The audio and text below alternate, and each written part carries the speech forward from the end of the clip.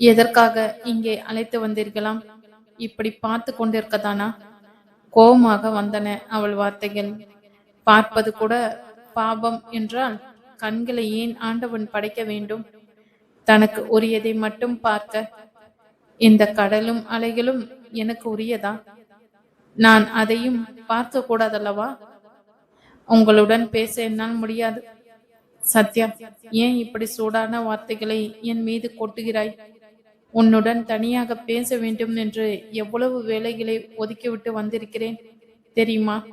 சாமிநாதனை எப்படி கழித்து கட்டினேன் என்று உனக்கு தெரியுமா? தெரிந்து கொண்டு நான் என்ன செய்ய போகிறேன்? உன்னால் ஒன்றும் செய்ய முடியாது. ஆனால் அன்பாக பேசலாம் அல்லவா என்றான் சஞ்சய் உருக்கமாக. அவன் குரல் உடைந்து கண்கள் லேசாக கலங்கி இருந்தன. அவனை ஏறிட்டு நோக்கிய சத்யா மறுபுறம் திரும்பிக் கொண்டாள்.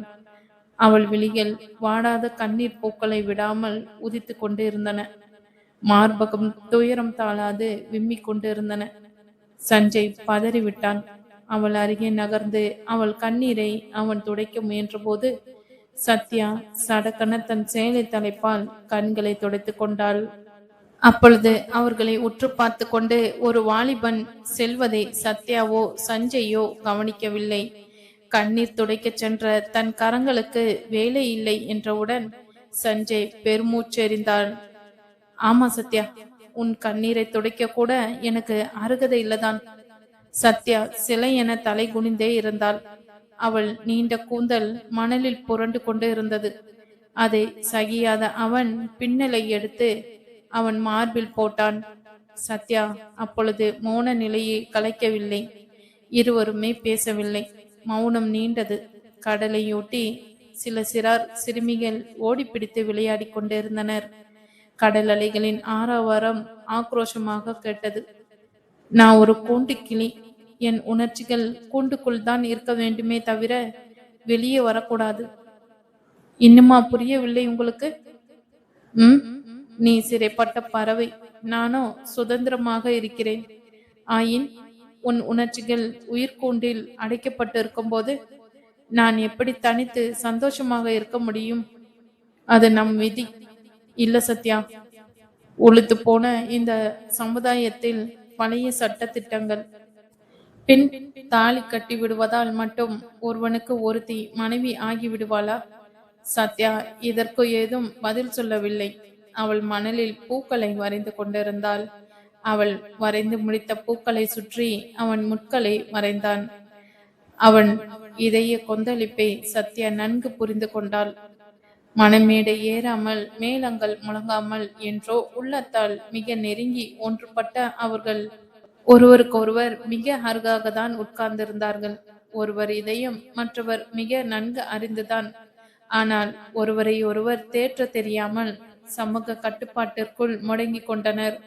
அவர்கள் உள்ளங்கள் முடமாகி அழுது கொண்டிருந்தன. மெல்ல மெல்ல பீச்சின் கூட்டம் சேரலாயிற்று. சத்யாவும் சஞ்சயும் ஒருவனுடன் ஒருவன் பேசாமல் மௌனமாக நடந்து காரில் ஏறினர். ஒருவர் மற்றவரிடம் சொல்ல நினைத்ததை சொல்லாமலே பிரிந்து சென்று கொண்டிருந்தனர். சிவகாமி காய்கறி நறுக்கி கொண்டிருந்தாள். பருப்பு வெந்து கொண்டு இருந்தது. அவள் மனமோ சமையலில் செல்லாமல் செல்ல மகள் சத்யாவை சுற்றியே ஓடிக்கொண்டிருந்தது. எப்படி கலகலப்பாக இருந்த பெண் எப்படி மாறிவிட்டாள்? எல்லாம் அவளால் தானே. சத்யா இந்த கல்யாணமே வேண்டாம் என்று சொன்ன போதே அதை நிறுத்தி விட்டிருக்கலாம். பெரிய இடம் என்று அவள் மயங்கியது எவ்வளவு தப்பாய் போய்விட்டது. அவள் தேகம் வெடவெடக்க நடுங்கிக் கொண்டு இருந்தது. விரலில் இருந்து ரத்தம் கொட்டி கொண்டு இருந்தது. விளக்கு கூட போட்டுக் கொள்ளாமல் யாராவது காய் நறுக்குவார்களா? கொண்டா இங்கே. விரலை ஈர துணியால் மனைவியின் விரலுக்கு கட்டு போட்டு மின் விளக்கை போட்டார். என்னமோ ஞாபகம். என்னை மறந்து விரலை வெட்டி கொண்டேன். என்ன ஞாபகம்? எல்லாம் உன் பொண்ணை பற்றிதான். கடைசி காலத்தில் நம் மகளே நமக்கு பிரச்சனையாகி விட்டாளே. ஏன் அப்படி பேசுகிறீர்கள்? எல்லாம் என்னால் தான் வந்தது. அந்த கல்யாணமே வேண்டாம் என்று அவள் பிடிவாதம் பிடித்தாள். அப்போதே போதும் சிவகாமி, ஆரம்பித்து விட்டாயா? நடந்தது நடந்து விட்டது. நீ போய் சாமியிடம் விளக்கேற்று. நான் சமைத்து விடுகிறேன். வேண்டாம், நானே செய்கிறேன். சொன்னால் கேள் சிவகாமி. சிவகாமி இரவினிடம் முறையிடச் சென்றாள்.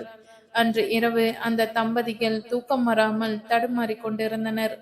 ராமலிங்கம் ரிட்டையர் ஆனதும் சேட் கடையில் கணக்கு எழுதி வந்தார். மகளுக்கு தெரியாமல் தான். அப்பொழுதுதான் அவர்களால் சிரமம் இல்லாமல் காலம் தள்ள முடிந்தது. சிவகாமி ராமலிங்கத்தின் கால்களை பிடித்து விட்டு கொண்டிருந்தாள். ராமலிங்கம் ஊர்களித்து படுத்து இருந்தார். போதும் சிவகாமி, நீ போய் படு. காயம் பட்ட விரலில் அதிகமாகும். போ. மனது வழிபடுவதை விடவா அது அதிகமாக வலிக்கப் போகிறது? ஆமாம், சத்யா வந்து இங்க ஒரு மாதத்திற்கு மேலே ஆகவில்லை. சரி, வர சொல்கிறேன். நீ போய் படு. மணி 12 போகிறது பார். அவள் கணவன் திரும்பி வந்துவிட வேண்டும் என்று எத்தனை பிரார்த்தனைகள் செய்தேன். ஒன்று கூட பலிக்கவில்லையே. காலம் வரும்போது எல்லாம் பலிக்கும். வராமல் எங்கே போய்விட போகிறான்? அவள் கணவன் திரும்பி வந்துவிட வேண்டும். அவள் சந்தோஷமாக வாழ்க்கை நடத்துவதை பார்த்தால்தான் என் கட்டை வேகும். சிவகாமி, என்ன இது? போய் நீ முதலில் படு. அதற்கு மேல் ஏதாவது பேசினால் அவர் திட்டுவார் என்ற நினைப்புடன் சிவகாமி எழுந்து கொண்டாள். பாயில் படுத்து கொண்ட போதும் அவ்வளவு சீக்கிரம் உறக்கம் வரவில்லை சிவகாமிக்கு. மறுநாள் மாலை ராமலிங்கம் செட்டு கடையை விட்டு சென்று கொண்டிருந்தார். நடப்பாதையில் நடந்து கொண்டு இருந்த அவர் அருகில் படகு போன்ற கார் சத்தமின்றி வந்து நின்றது. அதிலிருந்து விலை உயர்ந்த ஆடை அணிகளுடன் அழகிய உருவான அவர் மகள் சத்யா இறங்கினாள். அப்பா, எப்படி அப்பா இருக்கிறீர்கள்? பாசத்துடன் கண்களில் நீர் துளிக்க அவர் கரங்களை பற்றி கொண்டாள் சத்யா. அதற்குள் சஞ்சய் இறங்கி வந்து அவருக்கு வணக்கம் சொன்னான். ஏதோ இருக்கிறோம் அம்மா. உனக்கு போன் செய்யத்தான் கிளம்பினேம்மா. உன் அம்மாவுக்கு உன் நினைவுதான். எப்பொழுது வருவாய் சத்யா? எப்பொழுது வேண்டுமானாலும் வருகிறேன் அப்பா. நாளை காலை வருகிறேன். அத்தையிடம் சொல்ல வேண்டுமல்லவா? எங்கம்மா புறப்பட்டீர்கள்? வந்துப்பா. சத்யா சொல்ல தொடங்குவதற்குள் சஞ்சய் முந்திக்கொண்டு பதில் சொன்னான். ஒரு கல்யாண ரிசப்ஷனுக்கு போகிறோம் அம்மா. சரி, போய் வாமா. சஞ்சய், நான் வரட்டுமா? அவர் விடை பெற்றார். இருவரும் காரில் ஏறி புறப்பட்டனர். காரின் பின் சீட்டில் சாய்ந்திருந்த சத்யா தன் இமைகள் அழகாக மூடி திறக்க, அடேயப்பா, எத்தனை அழகான பொய் சொல்கிறீர்கள் என்றாள் லேசான புன்னகையுடன். பொய் சொல்லாமல் நாங்கள் இருவரும் ஜாலியாக ஒருவனுக்கு ஒருத்தி நாடகத்திற்கு போகிறோம் என்றா சொல்ல முடியும்? அவர் என்ன நினைப்பார்? வக்கீல் அல்லவா? பொய் கண்ணீர் பட்டப்பாடாக வருகிறது. ஆமாம், வக்கீல் தான். பிராக்டிஸ் இல்லாத வக்கீல். பின்ன என்ன? நாடகத்துக்கு என்னை அழைத்து வர அத்தையிடம் எப்படி பொய் சொன்னீர்கள்? அவள் சொற்களில் சுடுகணைகளை அவன் முறுவலுடன் சமாளித்தான். என் தேவதை, என்னுடன் புறப்பட வேண்டுமானால் நான் என்ன வேண்டுமானாலும் பேசத்தானே வேண்டும் என்ற சஞ்சய் அவளை திருப்பி பார்த்து கண் சிமிட்டி சிரித்தான். சத்யா தனக்கே உரித்தான மோனலிசா புன்னகையுடன் ஜன்னலின் வழியே வேடிக்கை பார்ப்பதாக பாவனை செய்தாள். அவள் கண்முன் மாலையில் நடந்த நிகழ்ச்சிகள் தோன்றின. சத்யா ஹாலில் இருந்த சஞ்சய்க்கும் அத்தைக்கும் காப்பி கொண்டு வந்தாள். ஆமாம்மா, நீங்கள் சொல்வது சரிதான். உங்களை எல்லாம் நாடகத்திற்கு அழைத்து செல்லலாம் என்று சீக்கிரம் வந்தேன். 3 டிக்கெட்டு கூட வாங்கி வந்து விட்டேன். என்ன நாடகம் அது சஞ்சய்? ஒருவனுக்கு ஒருத்தி என்ற நாடகம் அம்மா. மிகவும் நன்றாக இருக்கிறதாம். சினிமாவுக்கு வரமாட்டீர்கள், நாடகத்திற்காவது வருவீர்கள் அல்லவா? அம்மா, சினிமா வேறு நாடகம் வேறா? என்னை பொறுத்தவரை எல்லாம் ஒன்றுதான். நான் எதற்காவது போய் நீ பார்த்திருக்கிறாயா? என்னம்மா நீங்கள்? அப்பொழுது டிக்கெட்டை வேஸ்ட் செய்ய சொல்கிறீர்களா? நீயும் சத்யாவும் சென்று வாருங்கள். அந்த ஒரு டிக்கெட்டை தான் பக்கத்து வீட்டு பையன் ரமேஷுக்கு கொடுத்து விடலாம். நான் தரமாட்டேன். என் நண்பன் ஒருவனை வர சொல்லி இருக்கிறேன் என்ற சஞ்சய் சத்யாவை பார்த்து கண் சிமிட்டியபடி மாடி ஏறினான். அத்தை, நான் போகல. அவர் முன் சொன்னால் கோபித்துக் கொள்வாரோ என்றுதான் சொல்லவில்லை அத்தை. நல்ல பிள்ளைகள் அம்மா நீங்கள் எல்லாம். நான் வரவில்லை என்றே அவனுக்கு கோபம். இன்னும் நீயும் போகவில்லை என்றால் பெரிதும் கோபித்துக் கொள்வான். எங்கே போகிறாய் வருகிறாய்? போய் வாம்மா. 8 மணிக்கு உங்களுக்கு மருந்து கொடுக்க வேண்டும் அத்தை. பரவாயில்ல, நானே குடித்துக் கொள்கிறேன், போ. காரில் அவள் அவனுடன் புறப்பட்ட போது அவன் சுபாவம் அறிந்து கேட்கத்தான் செய்தான். உண்மையில் எத்தனை டிக்கெட் வாங்கினீர்கள்? அவன் குறும்புடன் சிரித்துக்கொண்டே 2 டிக்கெட்டுகளை காட்டினான். அத்தை நாடகத்துக்கு வந்திருந்தால் என்ன செய்வீர்களாம்? உன்னை விட்டுட்டு அம்மாவை அழைத்து வந்திருப்பேன். பேச்சப்பார் மண்டு. அம்மாவை பற்றி எனக்கு தெரியாதா? வந்திருந்தால் அதுதான் நான் கேட்பது. ஒரு எக்ஸ்ட்ரா டிக்கெட் வாங்குவது தான் பிரமாதமான செயலா எனக்கு? நான் நினைத்தால் எனக்கு எல்லாம் கிடைக்கும் இந்த உலகத்தில், ஒன்றை தவிர. அந்த ஒன்று என்னவோ? அதுவா? என் அருமை காதலி என்றான் சஞ்சய் விரக்தி நிறைந்த குரலில்.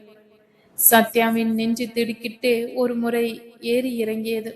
இவரிடம் நாம் எப்படியோ பேச்சில் மாட்டிக்கொள்கிறோம் என நினைத்தால். அதன் பின் அவர்கள் இருவரும் பேசவே இல்லை. அவள் அப்பாவை பார்க்கும் வரை அவரை பார்த்த பின் அவர்கள் இடையே சுமூகம் ஏற்பட்டிருந்தது. லதாவின் குழந்தையை போய் பார்த்தாயா? குழந்தை எப்படி இருக்கிறது? எல்லாம் அவன் அப்பாவை போலவே வருவான் போல் இருக்கிறது. எனக்கு ஒரு ஆசை சத்யா. என்ன, நீங்களும் குழந்தையை போய் பார்க்க வேண்டுமா? இந்த சத்யாவிற்கு ஒரு பெண் குழந்தை பிறக்க வேண்டும். அது அச்சாக அவளைப் போலவே இருக்க வேண்டும். அதுதான் என் ஆசை. நிறைவேற முடியாத ஆசை. காலம் நினைத்தால் எது வேண்டுமானாலும் நடக்கும் என்றான் சஞ்சய் ஒரு ஞானி போல. அவள் தன் சிறு அதரங்கள் துடிக்க கோபத்தில் அவனுக்கு சூடான பதிலை கொடுக்க வேண்டும் என்று நினைத்தாள். அதற்குள் கார் அரங்கினுள் சென்று நின்றது. அவனும் காரை திறந்து கொண்டு இறங்கிவிட்டான். நாடகம் பார்க்க வந்தவர்கள் அவளை ஏதோ நடிகையை போன்று வேடிக்கை பார்த்தபோது தான் சொல்ல வந்ததை சொல்லாமலேயே அவனை பின்தொடர்ந்து செல்ல வேண்டியவள் ஆனால். நாடக அரங்கினுள் இடம் தேடி அவர்கள் அமர்ந்தனர். மேடைக்கு முன்னுள்ள வரிசைக்கு பின் வரிசை ஓரமாக இல்லாமல் அவர்கள் இருக்கைக்கான எண்கள் வரிசையின் நடுவில் இருந்தன. சத்யாவும் வலதுபுறம் சஞ்சயும் மறுபுறம் யாரோ ஒரு வாலிபன் அமர்ந்திருந்தனர். அந்த வாலிபன் கண்கள் அடிக்கடி சத்யாவை அளவெடுத்தன. சத்யா அதை பொருட்படுத்தவில்லை. கவனித்து இருந்தாலானால் அன்று ஏலியட்ஸ் பீச்சில் தங்களை வெறிக்க பார்த்து சென்றவனும் இவனே என்பதை உணர்ந்திருப்பாள். விளக்குகள் அணிந்து திரை விலக நாடகம் துவங்கியது. சத்யா தன்னை மறந்து நாடகத்தில் ஒன்றினாள். கணவனும் மனைவியும் ஒருவர் மற்றொருவர் பால் காட்டும் பரிவை விரிவாக காட்டிக் கொண்டிருந்தனர். சஞ்சய் எதையோ நீட்டவும் அவள் பெற்றுக்கொண்டாள். காட்பரிஸ் சாக்லேட்டை அவள் சாப்பிடாமல் வைத்திருக்க அவன் சுவைத்து கொண்டிருந்தான். சாப்பிடு என்றான் அவள் காதில் முத்தமிடுவதைப் போல் கிசுகிசுப்பாக. அவன் உஷ்ணமான காற்று நெற்றியிலும் கன்னத்திலும் பட்டபோது சத்யா சங்கடப்பட்டாள். வேறு வழியின்றி சாக்லேட்டை வாயில் போட்டு கொண்டாள். சஞ்சயிடமிருந்து விலகி இதுவரை அமர்ந்திருந்த சத்யா இருந்தாற் போல் இருந்து அவனை ஒட்டின மாதிரி நெருங்கி அமர்ந்தாள். சஞ்சய்க்கு வியப்பாக இருந்தது. காரணமில்லாமல் இப்படி செய்யக்கூடியவள் அல்லவே. என்ன சத்யா? ஒன்றுமில்லை. தலை குனிந்து மெல்ல முணங்கினாள். சற்று நேரம் பொறுத்து அவள் இன்னும் ஒட்டுன மாதிரி அமர்ந்தாற் போல் இருந்தது சஞ்சய்க்கு. சத்யா, என்ன விஷயம்? ஏன் ஒரு மாதிரி இருக்கிறாய்? வந்து அந்த அவளுக்கு அவனிடம் எப்படி சொல்வது என்று கூச்சமாக இருந்தது. தன் வேதனையை சொல்லாமல் இருக்கவும் முடியவில்லை. சொல் சத்யா, என்ன அது? வந்து பக்கத்து சீட்டு ஆண் வந்து மேற்கொண்டு எப்படி சொல்வது என்று அவளுக்கும் புரியவில்லை. விஷமம் செய்கிறானா? நான் கேட்கட்டுமா? எப்படி கேட்பீர்கள்? எல்லோரும் திரும்பி பார்ப்பார்கள். என்னை பற்றி என்ன நினைப்பார்கள்? அதுவும் சரிதான் என்றவன் யோசித்துவிட்டு, சத்யா, என்னை தவறாக புரிந்து கொள்ளாதே. இப்பொழுது பார், அவன் உன்னிடம் வாலாட்ட மாட்டான் என்றவன் தன் இடக்கரத்தை சத்யாவின் சீட்டை சுற்றி வைத்துக் கொண்டான். அவன் அவளை அணைத்து இருந்த மாதிரி இருந்தது. இருப்பினும் அவள் கூந்தல் மீது கூட அவன் கரம் படவில்லை. இதை நன்கு உணர்ந்த அந்த அடுத்த சீட்டு ரோமியோ உள்ளுக்குள் புகைந்து கொண்டிருந்தான். இந்த பலனை விரைவில் இருவரும் அனுபவிக்கப் போகிறீர்கள் என உள்ளுக்குள் கருவவும் செய்தான். இதை ஏதும் உணராத சத்யாவும் சஞ்சயும் ஒருவர் அருகாமையில் மற்றவர் தடுமாறிக் கொண்டிருந்தனர். சத்யாவுக்கு சஞ்சயின் செய்கையை தடுக்க முடியவில்லை. அவன் அதை தடுத்தால் அடுத்த வாலிபன் சேட்டைக்கு பலியாக வேண்டும் என்ற கவலை. ஆயின் இதுவோ சென்ட் இண்டிகாவின் நறுமணமும் அவன் தேகத்திற்கு உரித்தான மனமும் அவளை கிறங்க வைத்தன. கோட் அணியாமல் டிசைன் செய்யப்பட்ட ஷர்ட் அணிந்து பெல்சியமாக அவன் கல்லூரி காலையாகவே வந்திருந்தான். இதில் அவன் பெரிதும் கவர்ச்சியாக இருப்பதாக அவளுக்கு பட்டது. போதாத குறைக்கு செவிமடலில் குனிந்து அவன் உரசுவது போல் பேசும்போது அவன் தன்னை அணு அணுவாக ரசிக்கிறான் என்பதும் அவளுக்கு சங்கடத்தை கொடுத்தன. அதே நேரத்தில் இனம் தெரியாத இன்பம் தோன்றி மின் அலையாக உடல் முழுவதும் ஓடுவதை அவளால் கட்டுப்படுத்த முடியவில்லை.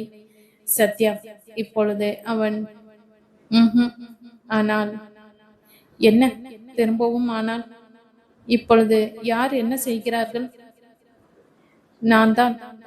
ஆமாம், நீங்கள் இப்படி கையை வைத்துக் கொண்டிருந்தால் நான் எப்படி நாடகத்தை நிமிர்ந்து உட்கார்ந்து பார்க்க முடியும்? நிமிர்ந்து உட்கார்ந்து பாரேன். யார் வேண்டாம் என்கிறார்கள்? நிமிர்ந்து உட்கார்ந்தால் என் தலை உங்கள் கையில் இடிக்கும். இடிக்கட்டுமே, நான் உன்னை போல கோபித்துக் கொள்ள மாட்டேன். சத்யாவுக்கு சிரிப்பு வந்தது. அடக்கி கொண்டாள். தான் சொல்வதை தெரியாததை போல் எத்தனை சாதுரியமாக நடிக்கிறார். அவளுக்கு இது பெரும். சஞ்சயோ இவ்வுலகிலேயே இல்லை, எங்கோ பறப்பது போல் இருந்தது அவனுக்கு. மெல்ல குனிந்து அவள் கூந்தலில் குடியிருந்த மல்லிகையை முகர்ந்தான். அதன் நறுமணம் அவனை எங்கெங்கோ அழைத்து சென்றது. கரிய மேகத்தினூடே ஒளிவிடும் நிலவு முகம், அந்த கோரிய நாசி, வளவளத்த கன்னங்கள், சின்னஞ்சிறு ஆப்பிள் துண்டு இதழ்கள், பொண்ணுக்கும் அவள் மேனிக்கும் வித்தியாசம் தெரியாத நிறம் அவனை என்னென்னமோ செய்தன. ஒரே சீராக ஏறி இறங்கும் அவள் இளமையின் விகசிப்பு, சிற்பம் போன்ற அவள் தேகம் அவனை வெறியாக்கின. இந்த சமூக கட்டுப்பாடுகள் எல்லாவற்றையும் தகர்த்தெறிந்துவிட்டு அவளை அணைத்து தன் மடியில் இருத்தி கொள்ள வேண்டும் என்ற உணர்வை அவன் அடக்கிக் கொள்ள பெரிதும் கஷ்டப்பட்டான். இவர்களை அடிக்கடி நாடகம் பார்ப்பதை போல் பார்த்து கொண்டிருந்தான் அந்த அடுத்த சிட்டு வாலிபன். சத்யாவோ இதை சற்றும் உணரவே இல்லை. சஞ்சயின் அருகாமை தந்த மயக்கத்தில் அவள் தடுமாறி கொண்டிருந்தாள். நாடகம் முடிந்து அவர்கள் காரில் புறப்பட்ட போது அவள் முன் சீட்டில் தான் உட்கார்ந்திருந்தாள். அவனுக்கும் அவளுக்கும் இடைவெளி சிறிதுதான். ஆயினும் யாரும் தம் எல்லையை கடக்க முயற்சிக்கவில்லை. சஞ்சய் கார் ஓட்டி கொண்டு இருந்தான். நாடகம் எப்படி இருந்தது? உங்களுக்கு பிடித்ததா? நாடகமா பார்த்தோம்? சினிமாவுக்கு அல்லவா போயிருந்தோம் என நினைத்து கொண்டிருக்கிறேன். சினிமாவுக்கா? சினிமாவோ நாடகமோ அதை எங்கே நான் பார்த்தேன்? மௌனமாகிவிட்டான். இதற்காக தான் என்னை அழைத்து வந்தீர்களா? வேறு எதற்காக என்று நினைத்து கொண்டிருக்கிறாய்? அத்தையிடமே சொல்கிறேன், இருங்கள். நன்றாக சொல். ஒரு சுமூகமான முடிவாது கிடைக்கட்டும். உனக்கு தைரியம் இருக்குமா? ஆமாம். நீ என்ன செய்து கொண்டிருந்தாய்? நாடகம் உனக்கு பிடித்ததா? அதை பற்றி உங்களுக்கு என்ன? அவள் கன்னங்கள் சிவந்து குளிர்ந்ததை அவன் இருளில் பார்த்திருக்க முடியாது என திருப்தி பட்டு கொண்டாள்.